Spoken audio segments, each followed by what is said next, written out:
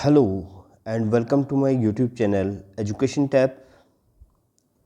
This is Zahir Abbas with another video of MCQ series of physics, and in this lecture we are going to discuss some important MCQ, or we can say also the PYQ, which were asked in the different exams regarding the work, energy and power.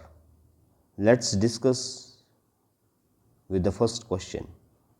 Okay, so what is the first question in this chapter? The first question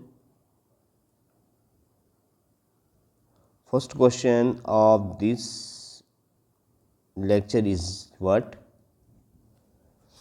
When the angle between the force and displacement is 90 degree, the work done.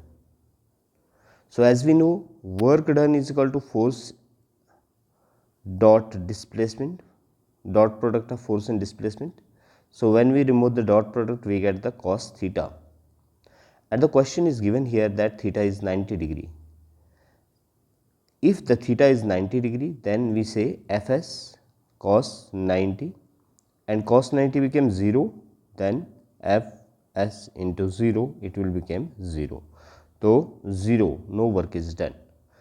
So note this point that when the theta is equal to 90 degree, work done is 0. Okay. Next question.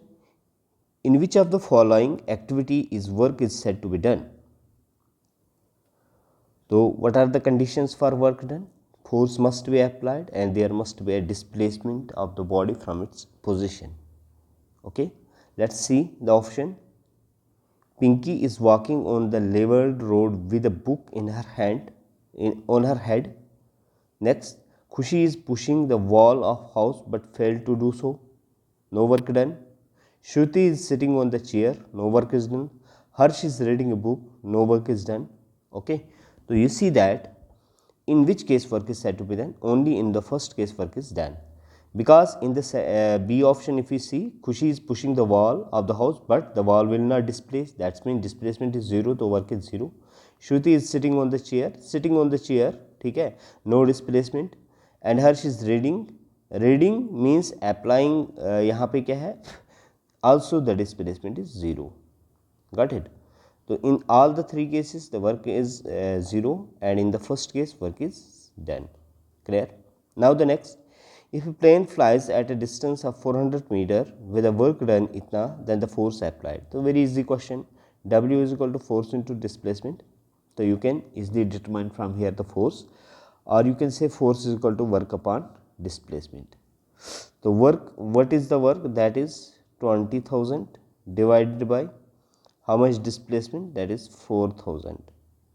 So these three zeros get cancelled. You get 4 1s are 4, 4 5s are 20, 5 Newton force. Clear? ठीक है, तो ये आ गया आपका option. Next question. The work done by the object is 56 joule and the force exerted on it is 7 Newton. Find the displacement.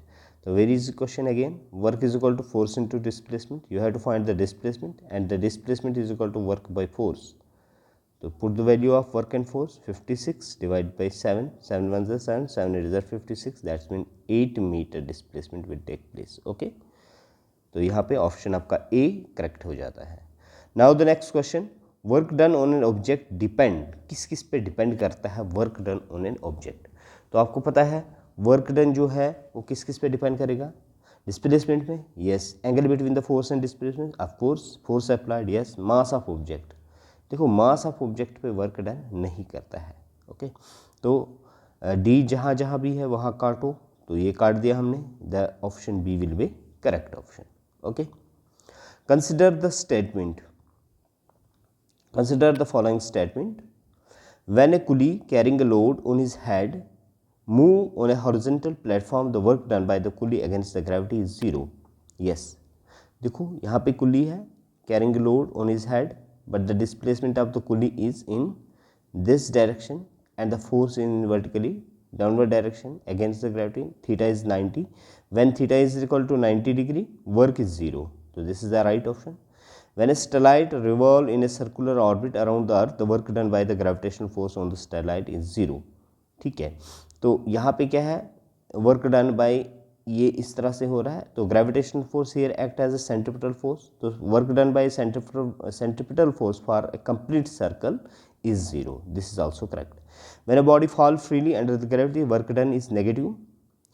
देखो यहाँ पे option third, if body is falling under the effect of gravity, तो work done because of gravity is positive, because work body is moving in the direction of gravity, तो negative नहीं होगा, तो ये option गलत हो जाता है. Work is a scalar quantity of course, तो फर्स्ट सेकंड और fourth is the right option. तो यहाँ पे हम ऑप्शन चेक करेंगे, अभी हमारे पास क्या है, यहाँ पे दिया होगा ऑप्शन हमारे पास. ओके, इसके ऑप्शन यहाँ पे, हाँ, कौन सी स्टेटमेंट करेक्ट है, तो फर्स्ट देखा था हमने, सेकंड और fourth, these are the correct statement, तो option D is the correct. Okay, अब असर्शन और रीजन में है. असर्शन में क्या दिया है, the work done in bringing a body down from the top to the base along a frictionless inclined plane is same as the work done in bringing down on a vertical side. ठीक है, बोलता है इस तरह से work done अगर frictionless है, तो चाहे आप बॉडी को यहाँ से यहाँ लाओ, यहाँ से यहाँ उतारो. ठीक है, तो दिस इज सॉर्ट ऑफ कौन सी फोर्स है, अब you say that the work done depend upon the किस पे करेगा, we can say the state of the bodies, means initial और फाइनल पोजिशन, तो दोनों के लिए एच सेम रहेगा, तो work done is same. Okay, the gravitational force on the body along the inclined plane is same along the vertical side. तो यहाँ पे देखो इसमें क्या है, अगर if you resolve this, for example this is the inclined plane, it makes an angle theta, यहाँ पे आपका जो वेट है वर्टिकली डाउनवर्ड, आप वेट को जब रिजॉल्व करते हो तो वेट इस तरह का होगा. एक minute, let me draw the diagram again. Okay, यहाँ पे वर्क डन इस तरह से होता है, ये इस तरह से आपकी बॉडी है, तो ये जो वर्टिकली डाउनवर्ड होगा, तो mg एक तो फोर्स यहाँ की तरफ होगा, एक फोर्स यहाँ की तरफ होगा. ओके, तो अगर यहाँ पे देखेंगे जो आपका फोर्स होता है वो इसका वेट अगर mg ले लोगे, तो force is equal to mg sine theta के बराबर आ जाएगा. मतलब force in the parallel direction, इस डायरेक्शन में कितना रहता है, parallel to plane, that is mg sine theta. लेकिन अगर यहाँ पे फोर्स देखोगे वर्टिकली डाउनवर्ड, तो आपका जो फोर्स होगा दैट इज डायरेक्टली mgh, तो we can't say the gravitational force will be same, तो यहाँ पे रीज़न हमारा फॉल्स हो जाता है. क्लियर, तो यहाँ पे देखोगे कौन सा ऑप्शन, असर्शन ट्रू है but reason is false. Okay, तो C option is the correct, ये मैंने आपको बता दिया. उसके बाद है which one of the following force is a non central and non conservative. तो आपको देखा यहाँ पे ये कंजर्वेटिव फोर्स है, और ये फ्रिक्शनल फोर्स जो है ये नॉन कंजर्वेटिव और नॉन सेंट्रल फोर्स होती है. क्लियर. नेक्स्ट ये अपना वैल्यू दिया है 746 वाट कितना होता है, तो 1 हॉर्स पावर जो होती है 746 वाट के बराबर होता है, तो 1 HP. ओके, उसके बाद आप नेक्स्ट पे जाओगे, dash is rate of doing work. क्या है रेट ऑफ डूइंग वर्क, बताओ. Power is the rate of doing work. Okay, तो आप देखोगे यहाँ पे हमारे पास क्या है, power is the rate of doing work. सीधा डेफिनेशन पूछा हुआ है यहाँ पे. Name the physical quantity, question number 11, name the physical quantity which is equal to the product of force and velocity. देखो कौन सी ऐसी फिजिकल क्वांटिटी है जो product of force and velocity. हम देखते हैं power is equal to work upon time. Okay, if you मतलब आप स्प्लिट करोगे वर्क को, वर्क किसके बराबर होता है, force into displacement divided by time. If you see that force into distance upon time, तो यहाँ पे आ जाएगा पावर का दूसरा formula force into the velocity. तो product of force and velocity is power. Product of force and velocity is power. जो मैंने थ्योरी लेक्चर बताया वहाँ पे मैंने ये चीज़ें क्लियर करवाई है. ओके, दैट्स वाई यहाँ पे मैं ज़्यादा एक्सप्लेनेशन पे नहीं जा रहा हूँ. Clear. Next question, what is the next question, which one of the following is the value of 1 kilowatt hour. तो इट इज़, ये आपने याद रखना है, 1 kWh is equal to 3.6 into 10⁻⁶ joule. आप डायरेक्ट याद भी कर सकते हो, इसको हम प्रूव भी कर सकते हैं. देखो 1 kWh पूछा है हमसे, 1 किलोवाट आवर, तो आप 1 लिखोगे, उसके बाद किलो वाट की जगह 10⁻³ कर दोगे, किलो वाट आ गया, फिर आर, एक आर में कितने मिनट होते हैं 60 मिनट, हर मिनट में कितने सेकंड होते हैं 60 सेकंड, 6 हो गया 36 एंड यू सी दैट 36 और यहाँ पे 10⁻³ है और 2 0 बढ़ा दो 10⁻5। तो इसका स्टैंडर्ड फॉर्म बनाने के लिए हमने क्या किया है 3.6 × 10⁻6 जूल बताया। ओके, तो इस तरह से हम कैलकुलेट भी कर सकते हैं। Got it. चलिए move to the next question, question number 13। देखो 10 मिनट में हम आपने 13 क्वेश्चन कर चुके हैं, तो कोशिश कर रहे हैं विदिन 1 मिनट क्वेश्चन हमारा निकले। A body of mass 50 kg run a staircase of steps 40 steps in 10 second, if the height of each step is 15 centimetre, find his power. तो पूरा इस तरह से एक स्टेयर केस है, ठीक है, तो 40 स्टेप्स है, हर स्टेप की हाइट जो है 15 सेंटीमीटर। आप पहले टोटल हाइट निकाल दो, तो टोटल डिस्टेंस जो आपका बनेगा, मतलब आपकी टोटल हाइट जो बनेगी, total height of the stair that is अगर ये 0.5 मीटर करेंगे, 15 centimetre is equal to 0.5 metre, 0.15 metre multiply by number of steps कितने हैं 14 स्टेप्स हैं। तो you get here how much 15 4 60 and 1 0 again 0.2 के बाद लगेगा तो 6 मीटर की आपकी हाइट आ जाएगी। अब आप पावर निकालोगे, पावर का फार्मूला जब आपके पास हाइट दिया है तो mgh डिवाइडेड बाई t के बराबर हो जाएगा। Okay, what is the mass, mass is 50, gravity हमने 10 यूज़ किया है यहाँ पे अगर, तो हाइट हमारे पास कितना है, the height is 6 metre and divided by what is the time, time is 10, 10 and 10 get cancelled, 5 6 30, तो 30 और 300 वाट आपका आंसर आ जाता है पावर। ओके, तो इस तरह से हमने क्वेश्चन निकाला है ये। Move to the next question, that is what, आपका नेक्स्ट क्वेश्चन है work can be done only when there is, work can be done. देखो एनर्जी अगर होगा तभी तो वर्क होगा, क्योंकि एनर्जी इज द कैपेसिटी और ability of a body to do work, that's mean energy होगी तब आप वर्क करोगे। ओके, तो right option is the B.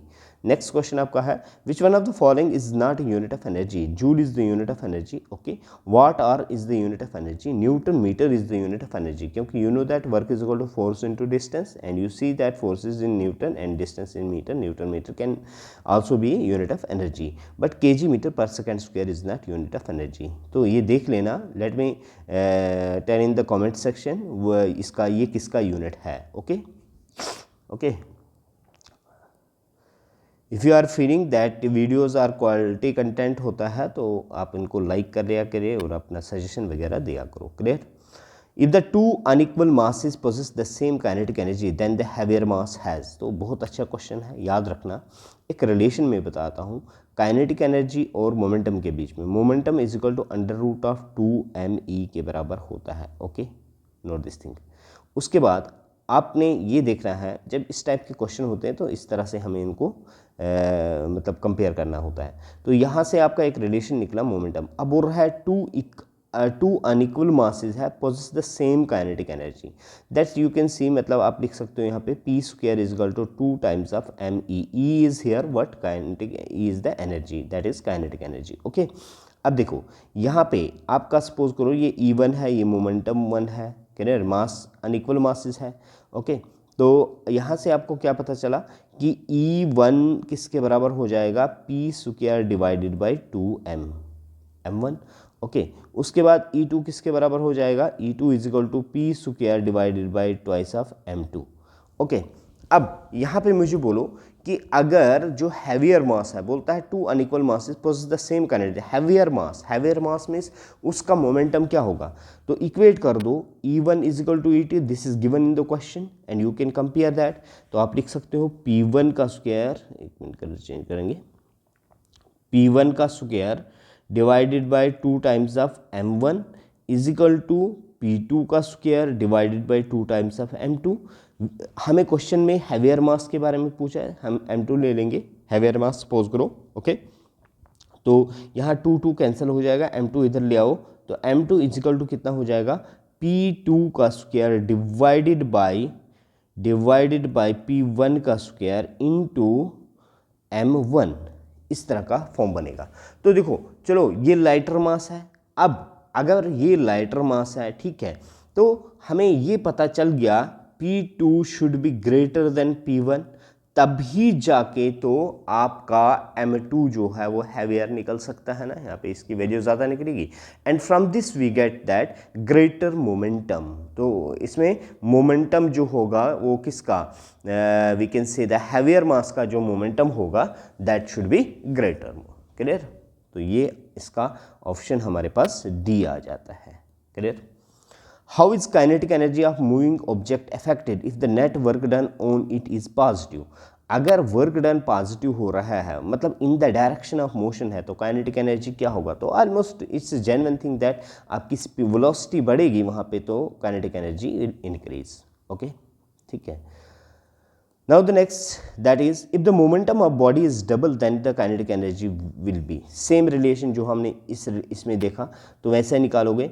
तो अगर आपका momentum p square is equal to twice of me के बराबर होता है, तो what is given in the question कि kinetic energy momentum of body is double, momentum is double, p1 is equal to this much, ठीक है। तो उसके यहाँ p1 आपको ले लोगे कि p स्क्वायर के बराबर है, वो 2me के बराबर है। इसी तरह से हम p2 निकालेंगे, मोमेंटम डबल हो जाएगा, 2p का स्क्वायर लिखेंगे यहाँ पे is equal to 2 times of me के बराबर। ओके, तो we can say that 4 times of p square is equal to कितना हो जाएगा, ये me1 है। ओके, उसके बाद हमारे पास 2m, यहाँ पे e2 आ जाएगा, यहाँ e1 आ जाएगा, तो 2me2। ओके, तो मुझे नहीं लग रहा वहाँ दिख रहा है आपको, तो यहाँ पे लिखूँगा 4p square is equal to 2 times of me2। Okay, उसके बाद आप लिखोगे, देखो मैं क्या इसको रिप्लेस कर सकता हूँ इससे, किससे, 4 टाइम्स ऑफ p स्क्वायर की जगह 2me1 is equal to 2 times of me2 लिख सकता हूँ ना, ठीक है, क्योंकि p स्क्वायर मेरे पास इसके बराबर था यहाँ पे वैल्यू। तो ये 2m और 2m कटेगा, तो you can see that 4 times of E1 is equal to E2, मतलब जो सेकंड काइनेटिक एनर्जी आई सेकंड बॉडी की, वो किसके बराबर है, 4 टाइम्स ऑफ फर्स्ट है, तो बिकेम 4 टाइम, काइनेटिक एनर्जी क्या बन जाएगी, बिकेम्स 4 टाइम्स। ओके, तो इस तरह से हमने रिलेशन निकाला। Let's see another question, an object of mass 15 kg is moving with uniform velocity 7 meter per second, what is kinetic energy possessed by the body? Hope you will get this question। मैं इसके लिए formula बता दूंगा, 1/2 mv square, ठीक है। तो ये वाला फार्मूला आप पुट करोगे सिंपली, चलो 1/2 m क्या आपका 15 है, v स्क्वायर मीन 7 × 7, तो यहाँ आप कर दोगे इसको, ठीक है, and you get the value that is 7 15 105 × 7 divided by 2 कर दो, ठीक है।